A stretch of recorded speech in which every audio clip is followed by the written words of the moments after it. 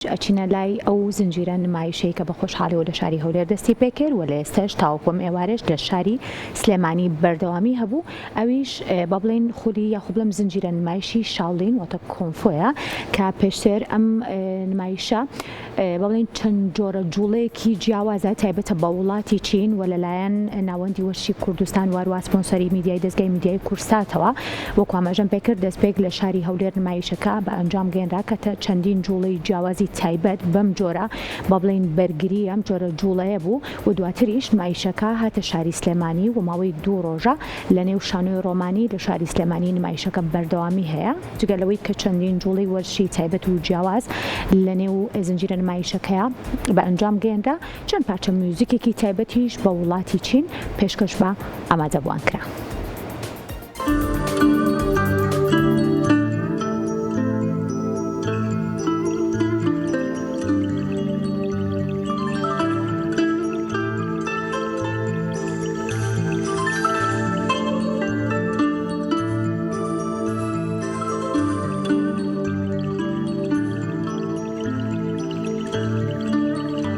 ئێوارەی 22-23 ئەم مانگە بە سپۆنسەری میدیایی دەستگای میدیای کورسات و ناوەندی وەرزشی کوردستان شانۆی ڕۆمانی لە سلێمانی ئامێزی بۆ نمایشی هونەری بەرگری کۆنفۆ شاوڵین و میوزیکی ڕەسەنی چینی کردەوە. لە چالێکیەکەدا کە شانەز ئیبراهیم ئەحمەد خانمی یەکەمی عێراق و قوبات تاڵەبانی جێگری سەرۆکی حکوومەتی هەرێم و جێگری کۆنسوڵی گشتی کۆماری چین و دێرین لەتیف بەڕێوەبەری گشتی دەستگای میدیایی کورسات ئامادەی بوون. کۆلێژی سۆنگشان چەندین نمایشی هونەری بەرگری کۆنفۆ شاوڵین و میوزیکی ڕەسەنی چینیان پێشکەش بە ئامادەبوان کرد. جێگری کۆنسوڵی کۆماری چین ئاماژەی بە گرنگی ئەو نمایشە و چالێکیەکانی هاوشێوە کرد بۆ ئاشنابوون بە کەلتوری گەلان و دروستکردنی ڕایەڵەی پەیوەندی نێوان نەتەوەکان.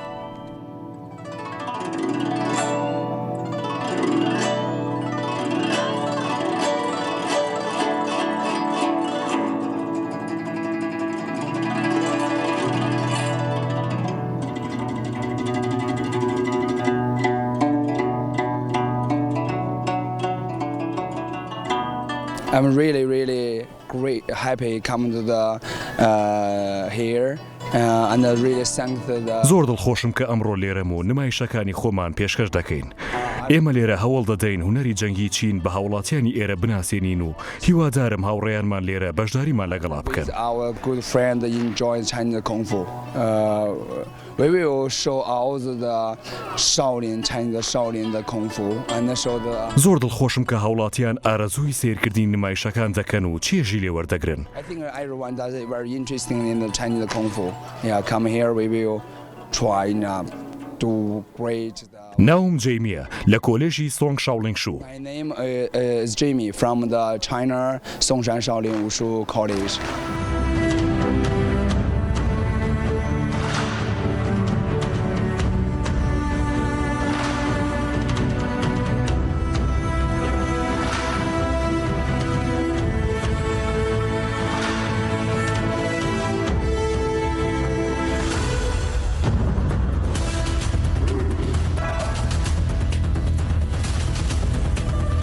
Tonight I will play, do you know, a Chinese history instrument called guzheng? Guzheng is a Chinese famous instrument. Now it's very popular in China. ئەم شەو میوزیکێکی چینیم ئامادەیە کە تایبەتە بە مێژووی چین و هەروەها لە ڕێگەی ئامێری میوزیکێکی گوجۆنگ دەژەندرێت کە لە ئێستادا لە ناوخۆی چین زۆر بەکاردەهێنرێت هەروەها میوزیکی گۆرانی دەژێنم بە ناوی جانگ تایفۆ کە میوزیکێکی زۆر سەرنجڕاکێشە هیوادارم ئامادەبووان بە دڵیان بێت.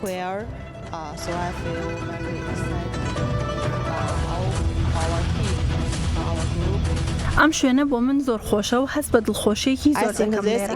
هەروەها دیمەنێکی مێژووی هەیە. هەموو گروپەکەمان دەتوانن نمایشێکی زۆر جوان پێشکەش بکەن لێرە.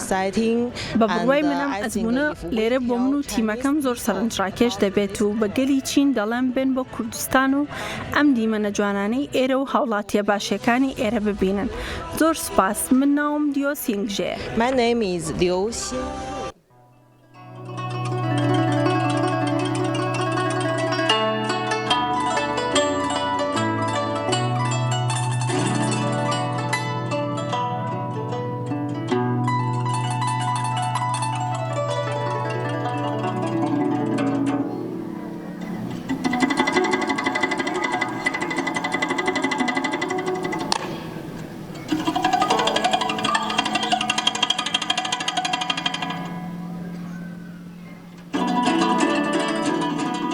Now today we have a fantastic performance in Sulaimani province. Really thanks to the First Lady. ئەمڕۆ نمایشێکی سەرنجڕاکێشمان پێشکەش کرد لێرە لە شاری سلێمانی. زۆر سپاسی خانمی یەکەمی عێراق خاتو شاناز و سەرۆک کۆماری عێراق و هەروەها جێگری سەرۆک وەزیران بەڕێز قوبات تاڵەبانی یەکەم. لێرە وەک جێگری کۆنسوڵخانەی چین زۆر سپاسی ناوەندی وەرزشی کوردستان و هەروەها دەستگای میدیایی کورساتەکەم بۆ پشتگیری و بەهەند وەرگرتنی کارەکانمان. بە بڕوای من ئەم نمایش و کارانەمان لێرە تەنها سەرەتایەکە بۆ گۆڕینەوەی بیرروڕا هەروەها کەلتوری نێوان چین و عێراق بە تایبەت هەرێمی کوردستان. هیوەخوازم لە داهاتوویەکی نزیکیشە بتوانین کاری زیاتر بکەین و بەیەکەوە سەردانەکانمان لە نێوان چین و عێراق و هەرێمی کوردستان زیاتر بێت بۆ ئەوەی بتوانین زیاتر ئاشنای کەلتوری یەکتر بین لەگەڵ هاوڕێ کوردەکانمان و سوود و زانیاری لە یەکتر وەربگرین. زۆر سپاس. من ناوم لیۆیە، جێگری کۆنسوڵخانەی چینم لە کوردستان.